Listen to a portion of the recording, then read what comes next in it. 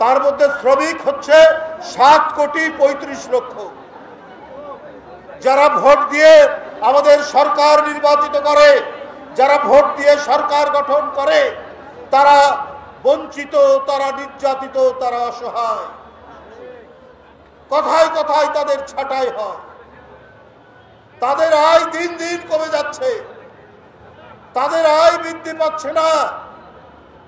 বিগত 15-16 বছর ফ্যাসিস্ট শেখ হাসিনার আমলে শ্রমিকরা তারা সমাবেশ করার, সংগঠিত হওয়ার অধিকার দেয়নি, তাদেরকে ট্রেড ইউনিয়ন করার অধিকার দেয়নি শেখ হাসিনা।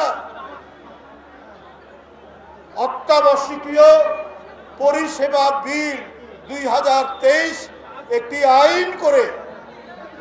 আইন করে শ্রমিকদের যে দাবি দেওয়ার যে অধিকার, সেই অধিকার শেখ হাসিনা বন্ধ করে দিয়েছিলেন।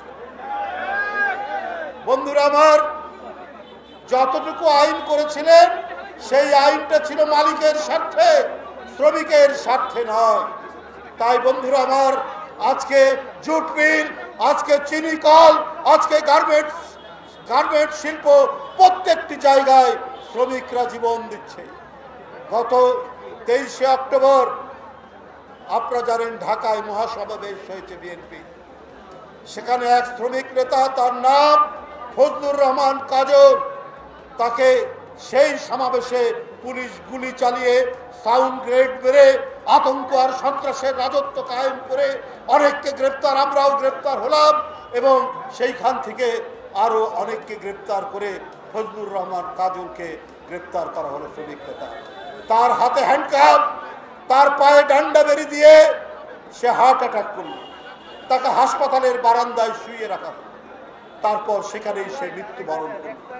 বন্ধুরা আমার, শেখ হাসিনার আমলে বিনা চিকিৎসায় শ্রমিক নেতা হাসপাতালের বারান্দায় তার জীবন চলে গেল।